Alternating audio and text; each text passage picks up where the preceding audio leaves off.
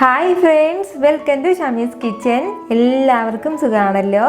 ഇന്ന് നമ്മൾ തയ്യാറാക്കുന്നത് വളരെ പെട്ടെന്നും വളരെ ടേസ്റ്റി ആയിട്ടുള്ള നല്ലൊരു എഗ് ഫ്രൈ റോസ്റ്റ് ആണ്.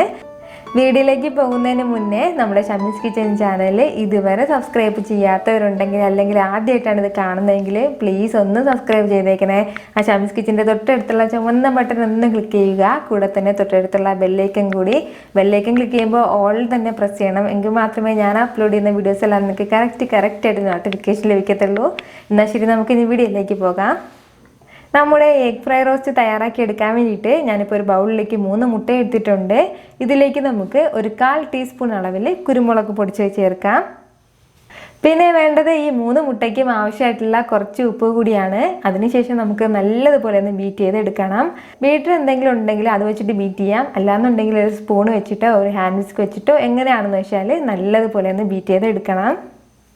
നമ്മുടെ മുട്ടയെല്ലാം ഇപ്പം നല്ലതുപോലെ ബീറ്റ് ചെയ്തെടുത്തിട്ടുണ്ട്. ഇനി നമുക്കിത് പെട്ടെന്ന് തന്നെ ഒന്ന് ഫ്രൈ ചെയ്തെടുക്കാം. പാൻ ഒന്ന് ചൂടായതിന് ശേഷം ഇതിലേക്ക് നമുക്ക് ഒരു 3 ടേബിൾ സ്പൂൺ അളവിൽ ഓയിൽ ഒഴിച്ചു കൊടുക്കാം. ഈ ഓയിൽ നന്നായിട്ടൊന്ന് ചൂടായിട്ട് കിട്ടണം.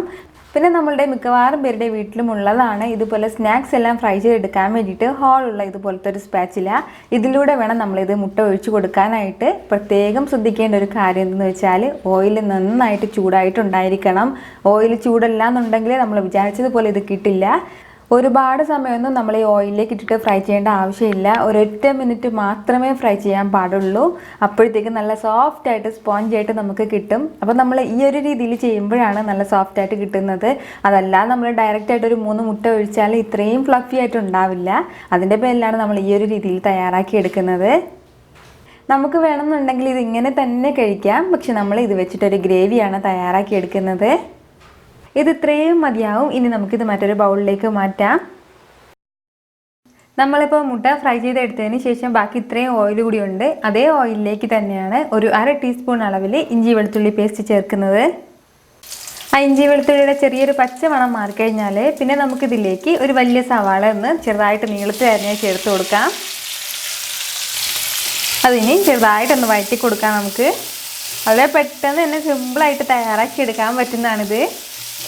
ഒരുപാട് വേണ്ടിയിട്ട് വരണതൊന്നും ആവശ്യമില്ല. ഇത് ചെറുതായിട്ടൊന്ന് കുഴഞ്ഞു കിട്ടിയാൽ മാത്രം മതിയാവും. നമ്മൾ ചേർത്ത് കൊടുത്ത സവാള എല്ലാം ഇപ്പോൾ ചെറുതായിട്ട് വഴണ്ടിട്ട് വന്നിട്ടുണ്ട്. ഇനി നമുക്കിതിലേക്ക് ചേർത്ത് കൊടുക്കേണ്ടതാണ് തക്കാളി. ഞാനിപ്പോൾ ഒരു വലിയ തക്കാളി ഒന്ന് എടുത്തിട്ടുണ്ട്. അത് നീളത്തിൽ അരിഞ്ഞിട്ട് ചേർക്കുകയാണ്.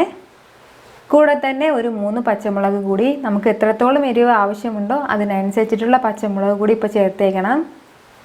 പച്ചമുളക് കൂടി ചേർത്ത് കൊടുത്തിട്ട് വീണ്ടും നല്ലതുപോലെ ഒന്ന് വഴറ്റി കൊടുക്കാം. ഒരുപാട് സമയമൊന്നും വഴറ്റേണ്ട ആവശ്യമില്ല.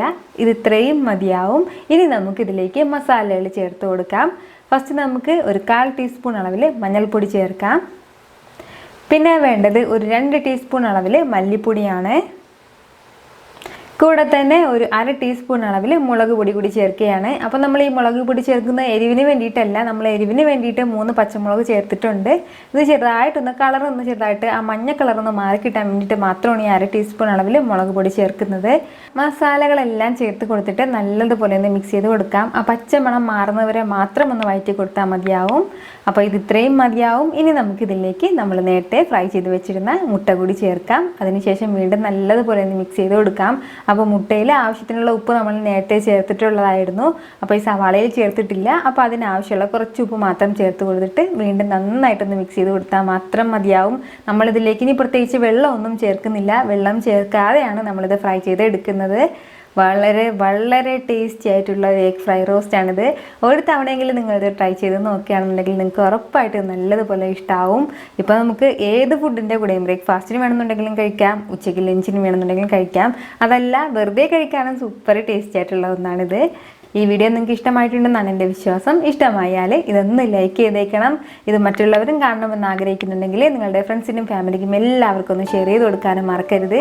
വീണ്ടും നല്ലൊരു ഉഷാർ വീഡിയോ ആയിട്ട് ഞാൻ വരുന്നതായിരിക്കും. അതുവരേക്കും എല്ലാവരും ഹാപ്പി ആയിട്ടിരിക്കുക, സന്തോഷമായിട്ടിരിക്കുക, ചിരിച്ചുകൊണ്ടിരിക്കുക. Take care friends.